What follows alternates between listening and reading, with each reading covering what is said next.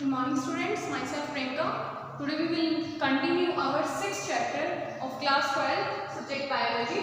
अपने इस चैप्टर के अंदर सब लगभग उन्होंने सारी प्लांट के बारे में, एसेंट ऑफ सैप के बारे में पढ़ लिया था, कैसे वाटर जो है किन किन मैकेनिज्म्स के थ्रू क्या क्या उस पर जो थ्योरीज वगैरह अप्लाई होती हैं उनके बारे में पढ़ना है, क्या क्या मैकेनिज्म था एसेंट ऑफ सैप का, किस किस वाटर जो है किन पाथवे से ट्रांसपोर्ट करता है, वो सब चीज़ें हमने इससे पहले वाले लेक्चर में पढ़ ली थी। ठीक है, तो आज लास्ट में स्टार्ट जो अपना एक लास्ट लेक्चर इस चैप्टर का रह गया वो अपने कंप्लीट करते हैं।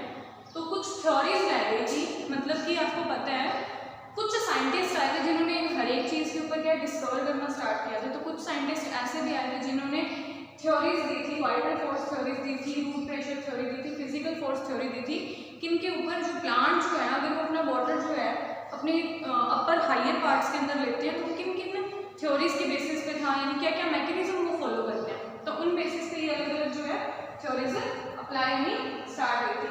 ठीक है, तो एक एक करके अपने इन थ्योरीज के बारे में पढ़ेंगे। उससे पहले अपने को पता है कि जो प्लांट है अपने उससे पहले सारे पाथवेज पढ़ लिए थे, सब पढ़ लिया था। अब इसके बाद में ये जो थ्योरीज है इसके अंदर अपन डिटेल में पढ़ेंगे किस साइंटिस्ट ने अगर किसी प्लांट के अंदर जो वाटर ट्रांसपोर्टेशन हो रहा है वो किन वेज से हो रहा है, क्या क्या उसके अंदर अपने बोल सकते हैं कि कहाँ तक वो एप्लीकेबल है, किन प्लांट्स में एप्लीकेबल है, हायर प्लांट्स में, लोअर प्लांट्स में। ठीक है, तो इनको अपने डिटेल में पढ़ेंगे। So first point is vital force theory. So basically बच्चों इसके अंदर क्या होता है, एक फर्स्ट जो थ्योरी आई थी वो थी वाइटल फोर्स थ्योरी। ठीक है, इस थ्योरी के अंदर क्या था, जो वाइटल फोर्सेस अप्लाई होते हैं कौन से, एसेंट ऑफ सैप के अंदर, एसेंट ऑफ सैप में जो वाइटल फोर्सेस अप्लाई होते हैं। ठीक है, जो वाइटल फोर्सेस यानी कि जैसे कि वाटर की ट्रांसपोर्टेशन है किन किन प्लेसेस से होकर वो अपर की तरफ मूवमेंट करता है, क्या क्या उसमें एनर्जी की रिक्वायरमेंट होती है, या फिर सेल्स जो इसमें इन्वॉल्व होती है वो कैसे पार्ट लेते हैं। तो इस थ्योरी के अंदर था कि 3 साइंटिस्ट आए थे। कौन से 3 साइंटिस्ट आए थे, पहला था गॉर्डलेवस्की, पहला साइंटिस्ट था गॉर्डलेवस्की इन 1884। ठीक है, इस साइंटिस्ट ने क्या कहा था कि जो प्लांट्स में जो वाटर की ट्रांसपोर्टेशन होती है वो पंप थ्योरी के अकॉर्डिंग होती है। कैसे, पंप थ्योरी के अकॉर्डिंग। इसके अंदर उसने क्या बताया था कि पंप थ्योरी का मतलब है कि इन्होंने बेसिकली जो जाइलम पैरेन्काइमा होते हैं, जाइलम के अपने को पता है ना कंपोनेंट्स होते हैं, पैरेन्काइमा, जाइलम वेसल्स और ये सब। तो जाइलम पैरेन्काइमा जो था, जाइलम पैरेन्काइमा एंड एक टिश्यू इसके अंदर और इन्वॉल्व था, मेडुलरी रेज। कौन सा, मेडुलरी रेज। ठीक है, तो मेडुलरी रेज बेसिकली आपको पता है जो फ्लोएम पैरेन्काइमा और जाइलम पैरेन्काइमा दोनों को कलेक्टिवली बोलते हैं मेडुलरी रेज, इन दोनों के बीच में प्रेजेंट होती है। सो जाइलम पैरेन्काइमा और मेडुलरी रेज इन दोनों के बीच में एक प्रेशर क्रिएट होता है। क्या होता है, एक प्रेशर क्रिएट होता है। कैसे, जब वाटर जो है जाइलम पैरेन्काइमा के अंदर, जाइलम पैरेन्काइमा का काम क्या होता है, ये फूड को अपने अंदर स्टोर करके रखता है। ट्रांसपोर्टेशन का काम तो अपने को पता है फ्लोएम का है, बट ये क्या काम करता है, फूड स्टोर करके रखता है अपने अंदर। सो बेसिकली वहाँ पे जब इन दोनों के बीच में एक्सचेंजेस के टाइम पे, मतलब वाटर का एक सेल से दूसरे सेल की मूवमेंट के टाइम पे जो एक प्रेशर क्रिएट होता है, उसकी वजह से इन्होंने कहा कि ये जो वाटर है एक पार्ट से दूसरी पार्ट की तरफ ट्रांसफर हो जाता है। इस साइंटिस्ट ने गॉर्डलेवस्की ने ये बोला था।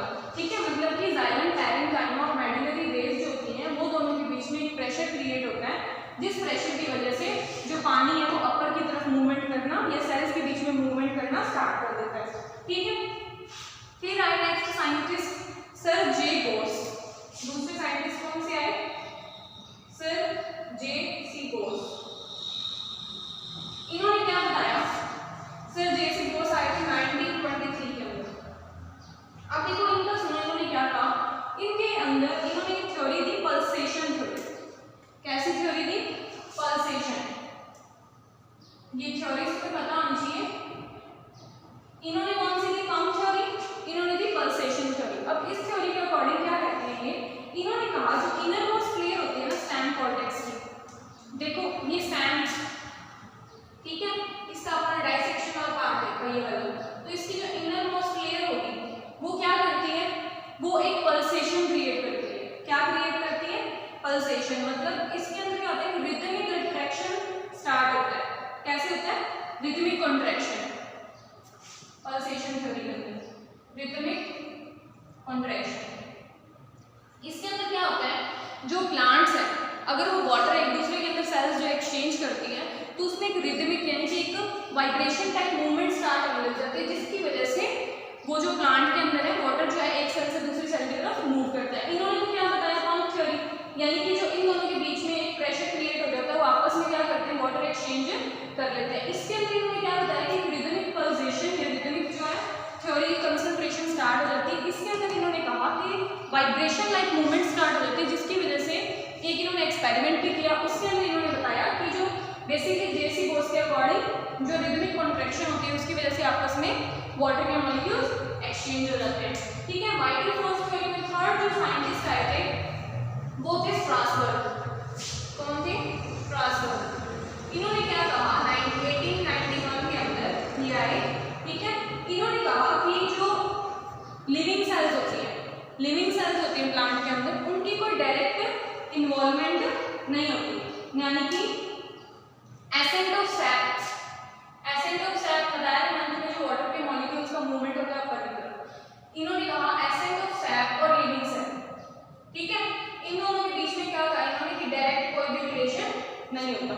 मतलब कि ये जो मूवमेंट होती है डिपेंड करती है कि जो वाटर के मॉलिक्यूल्स है वो किस प्रेशर के थ्रू, क्या हायर कंसंट्रेशन लोअर कंसंट्रेशन के थ्रू मूव करते रहते हैं। ठीक है, तो इनको कोई मतलब नहीं वहाँ पे लिविंग सेल प्रेजेंट है या नहीं है, मतलब कि इन ये जो एक्सचेंज हो रहा है वाटर के मॉलिक्यूल्स का वो लिविंग के बीच में हो रहा है या नहीं हो रहा। ठीक है, सो इन्होंने क्या बताया, no any direct relation between activity of living cells and ascent of cell, but the presence of living cell form a atmosphere for this process. यानी कि अब देखो लिविंग सेल होगी, इन्होंने इन साइंटिस्ट के अकॉर्डिंग इनका कहने का मतलब ये था कि वहाँ पे ये मैटर नहीं करता कि लिविंग सेल प्रेजेंट है या नहीं है। इन्होंने कहा कि एसेंट ऑफ सैप होता है, पता है आपने को कि वाटर के मॉलिक्यूल्स ऊपर की तरफ मूवमेंट करते हैं, तो इन्होंने कहा कि डिपेंड नहीं करता कि लिविंग सेल वहाँ पे प्रेजेंट है या नहीं, यानी कि उनकी एक्टिविटीज से कोई लेना देना नहीं। बट अगर लिविंग सेल वहाँ पे प्रेजेंट होगी तो ये जो थ्योरी है ये एप्लीकेबल होगी, मतलब कि एसेंट ऑफ सैप ज़्यादा होगा। क्यों होगा, अगर लिविंग सेल प्रेजेंट होगी, एग्जाम्पल लेके चलते हैं लीव्स का, लीव्स क्या करेंगे, ट्रांसपिरेशन की प्रोसेस करेंगी कब तक, जब तक वो लिविंग है, तो लिविंग के अंदर ट्रांसपिरेशन की प्रोसेस चलती रहेगी तो एसेंट ऑफ सैप भी होता रहेगा। सो बेसिकली ये जो थ्योरी थी इन्होंने कहा डिपेंड नहीं करती है लिविंग सेल के ऊपर, बट अगर लिविंग सेल वहाँ पर प्रेजेंट होगी तो थ्योरी एप्लीकेबल हो जाएगी। ठीक है, सो वाइटल फोर्स थ्योरी जो थी इन तीन साइंटिस्ट ने दी थी। इसके बाद में अपने थर्ड नंबर वाले पॉइंट पर सेकंड नंबर वाली थ्योरी पे चलते हैं, जो अपने पढ़ेंगे root pressure theory. Root pressure theory नाम से पता चल रहा है कुछ ना कुछ रूट्स के अंदर प्रेशर डेवलप होगा, जिसके ऊपर इन्होंने ये थ्योरी दी है। इन्होंने क्या कहा कि सबसे पहले देखते हैं जो रूट प्रेशर थ्योरी है, रूट्स के अंदर क्या होती है, पैरेंकाइमा सेल्स होती है। क्या होती है, पैरेंकाइमा सेल्स प्रेजेंट होती है, which is flexible in nature, ठीक है। आगे देखो इसके अंदर जो वाटर सॉल्यूशन इसके अंदर due to the entrance of water solution the kind of pressure develop in the cell wall. यानी कि देखो अब देखो क्या होता है, मान लो ये यहाँ पे किसी प्लांट की रूट्स प्रेजेंट है, ठीक है, इन रूट्स के अंदर क्या होगा, यहाँ पे रूट्स के अंदर क्या होता है, साइटोप्लाज्म प्रेजेंट होता है, साइटोप्लाज्म प्रेजेंट होता है। अब अपने को पता है ये रूट्स है किसी सॉइल पार्टिकल्स के अंदर यहाँ पे कहीं पे एम्बेडेड है, धसी हुई है, तो अपना क्या किया, यहाँ पे वाटर डाल दिया, H2O डाल दिया, ठीक है। अब यहाँ पे क्या हुआ, एक टेंशन क्रिएट होनी स्टार्ट हो गई, मतलब यहाँ पे H2O की कंसंट्रेशन कम, बाहर H2O की कंसंट्रेशन होगी ज्यादा, अंदर साइटोप्लाज्म क्या हो गया ज्यादा, तो यहाँ पे बाहर क्या हो गया, साइटोप्लाज्म की कंसंट्रेशन कम। तो इन्होंने क्या किया, सेल्स ने एक टेंशन क्रिएट करनी स्टार्ट कर दी। तो सेल्स ने क्या किया, जब ये साइटोप्लाज्म था इनके अंदर तो ये कुछ टर्जिड स्टेज में थी, यानी कि कुछ फूली हुई स्टेट में थी। अब देखो इनको पता चला कि बाहर जो है साइटोप्लाज्म की कंसंट्रेशन कम है, तो इन्होंने अपनी टर्जिडिटी को रिमेन वापस अपनी वैसी की वैसी शेप गेन करने के लिए कुछ ना कुछ अमाउंट जो है साइटोप्लाज्म की बाहर निकाल दी। तो साइटोप्लाज्म की अगर इन्होंने अमाउंट बाहर निकाली यहाँ से, तो इसकी स्ट्रक्चर जो थी कुछ ऐसी होगी, यानी कि जो ये थी टर्जिडिटी से कुछ नॉर्मल स्टेज में आ गई। फिर इसके अंदर क्या हुआ, जब साइटोप्लाज्म बाहर निकल गया इस कंडीशन के अंदर वाटर के मॉलिक्यूल जो थे धीरे धीरे इसमें एंटर करना स्टार्ट कर गए, ठीक है, क्योंकि यहाँ पे साइटोप्लाज्म जो था बाहर निकलना चालू हो गया और वाटर के मॉलिक्यूल्स थे उनको स्पेस मिलना चालू हो गया। तो इन्होंने क्या किया, यहाँ पे धीरे धीरे वाटर के मॉलिक्यूल्स एंटर होना स्टार्ट हो गए, ठीक है। तो धीरे धीरे जो था इन्होंने रूट में आपस में एक टेंशन या प्रेशर क्रिएट करना चालू किया, जिसकी वजह से जो मॉलिक्यूल्स थे अंदर की तरफ मूवमेंट करना चालू कर गए, ठीक है। As the result some matter come, तो साइटोप्लाज्म कुछ अमाउंट में कम बाहर आ गया और वाटर जो है अंदर चला गया, ठीक है। इसको उन्होंने क्या बोल दिया, रूट प्रेशर। क्या बोला उन्होंने इसको, रूट प्रेशर। तो रूट ने कुछ ऐसे सर्कमस्टांसेस क्रिएट किए जिसकी वजह से उसके अंदर रूट प्रेशर क्रिएट होना स्टार्ट हो गया और वाटर के मॉलिक्यूल्स जो थे उन्होंने अपने अंदर जगह बना ली, ठीक है। आगे देखो, in other words positive pressure is present in vacuum sap, it is called root pressure. अब जो इन्होंने रूट प्रेशर क्रिएट किया है वो एक टाइप से कैसा प्रेशर है, पॉजिटिव प्रेशर।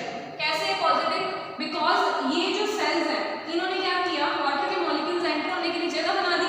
तो बेसिकली ये वाटर के मॉलिक्यूल्स के लिए तो पॉजिटिव साइन है, यानी कि वाटर के मॉलिक्यूल जो है अगर यहाँ पे साइटोप्लाज्म बाहर निकलेगा तो उस टाइम पे इनको जगह मिल जाएगी वाटर के मॉलिक्यूल्स को एंटर होने के लिए। सो ये पॉजिटिव प्रेशर जो क्रिएट कर दिया, इसी को इन्होंने क्या बोल दिया, रूट प्रेशर। अब देखो जो रूट प्रेशर है, अब क्या होता है, रूट प्रेशर जो है इसको मेजर करने के लिए भी एक जो है इंस्ट्रूमेंट का यूज किया जाता है। रूट प्रेशर को मेजर करने के लिए भी एक इंस्ट्रूमेंट का यूज किया जाता है जिसको अपने मैनोमीटर बोलते हैं। क्या बोलते हैं, मैनोमीटर। तो मैनोमीटर का बेसिकली जो है अपने यूज किया जाता है कि चेक करने के लिए कि रूट्स के अंदर जो है वाटर के मॉलिक्यूल्स को एंटर होने के लिए कितना प्रेशर वहाँ पे क्रिएट हो रहा है, ठीक है।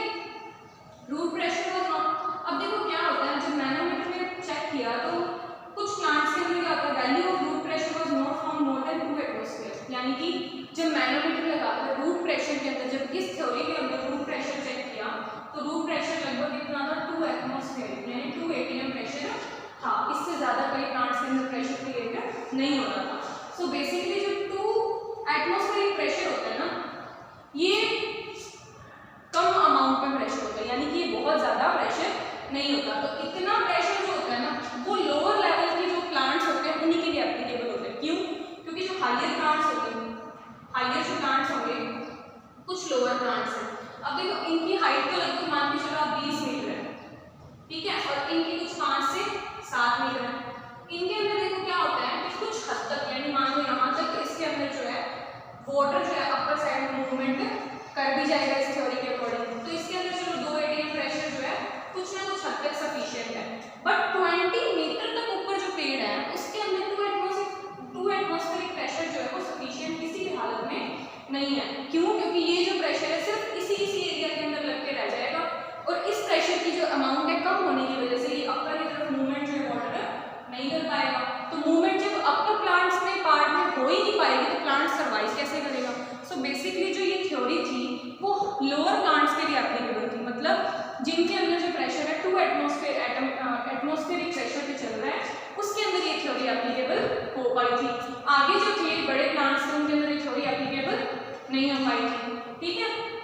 अब लोअर प्लांट्स के अंदर भी देखो, लोअर प्लांट्स है, ठीक है, उनके अंदर माना आपको ये थ्योरी एप्लीकेबल होगी, ठीक है। बट ये प्रेशर जो क्रिएट हो रहा है ये हो भी तो रहा है कि मतलब धीरे धीरे ऊपर ट्रांसपिरेशन की प्रोसेस भी चल रही है, तो धीरे धीरे मॉलिक्यूल्स जो है अपर की तरफ मूवमेंट कर रहे हैं। बट इसमें भी कुछ ना कुछ आगे इश्यूज आने स्टार्ट हो गए थे। सो बेसिकली ये थ्योरी जो है सबके लिए एप्लीकेबल नहीं हो पाती, ठीक है। तो ये थी अपनी रूट प्रेशर थ्योरी। नेक्स्ट अपनी थर्ड पॉइंट जो है अपनी लास्ट थ्योरी पे आते हैं, फिजिकल फोर्स थ्योरी। अब देखो फिजिकल फोर्स थ्योरी थी जो ये 3 पार्ट्स में डिवाइडेड है, 3 पार्ट्स में। आपकी बुक में सिर्फ एक ही टाइप की थ्योरी एक्सप्लेन की हुई है, cohesion type of theory, but basically मैं आपको तीनों टाइप की थ्योरी बताऊंगी। पहली जो है बोहेम्स थ्योरी है, बोहेम्स थ्योरी नोट कर लेना आप लोग। इस साइंटिस्ट ने क्या बताया था, बोहेम ने क्या बताया था, कैपिलरी नेटवर्क के बारे में बताया था। क्या बताया था, कैपिलरी नेटवर्क के बारे में। कैसे समझे आप लोग, कैपिलरीज जो है नीचे प्लांट के अंदर कुछ नेटवर्क लाइक स्ट्रक्चर्स पाई जाती हैं आपस में, ऐसे रूट्स के अंदर जो कैपिलरीज जो होती हैं आपस में नेटवर्क बना लेती हैं, इसको अपने कैपिलरी नेटवर्क बोलते हैं। तो ये क्या काम करती है रूट्स के अंदर, इन कैपिलरीज की वजह से जो है, नेटवर्क की वजह से जो पानी है वो एक सेल से दूसरी सेल के अंदर इजीली ट्रांसपोर्ट हो जाता है। सो बोहेम ने जो थ्योरी दी थी वो कैपिलरी नेटवर्क के बेस पे दी थी। सेकंड है इम्बाइबिशन थ्योरी होती है। सेकंड कौन सी है? Imbibition theory. अब ये थ्योरी किसके ऊपर बेस्ड थी, इसके बारे में अपने पढ़ते हैं। इम्बाइबिशन थ्योरी जो थी वो सेल टू सेल मूवमेंट करवाती थी। कैसे? सेल टू सेल, मतलब कि अगर एक सेल के अंदर वाटर की कंसंट्रेशन कंप्लीट है, वाटर के मॉलिक्यूल्स पूरी तरह प्रेजेंट है, तो ये क्या करेंगे, साथ वाले मॉलिक्यूल या साथ वाली सेल के अंदर इसको ट्रांसफर कर देंगे। ठीक है, यानी कि अगर लोअर साइड में यहाँ पे नीचे की तरफ मान लो एक सेल प्रेजेंट है, इसके अंदर वाटर की कंसंट्रेशन हाई है, और जस्ट इसके ऊपर दूसरी सेल प्रेजेंट है, इसके अंदर क्या है, वाटर की कंसंट्रेशन कम है, तो ये क्या करेंगे, यहाँ से जो मॉलिक्यूल है धीरे धीरे अपर की तरफ मूवमेंट करना स्टार्ट कर देंगे। ठीक है, तो ये सेल टू सेल मूवमेंट हो जाती है। ये कौन सी थ्योरी थी? इम्बाइबिशन। इसके अंदर क्या होता है, वाटर के मॉलिक्यूल्स इम्बाइबेंट कर जाते हैं, यानी कि अंदर की तरफ मूव कर जाते हैं, जिससे कि कुछ हद तक ये मूवमेंट जो है आपको बढ़ चली जाती है। अब थर्ड जो थ्योरी है which is most important theory, third वाली जो थ्योरी है वो है अपनी फिजिकल फोर्स थ्योरी के अंदर कोहेजन थ्योरी। कौन सी थ्योरी है? अपनी कोहेजन फोर्स थ्योरी।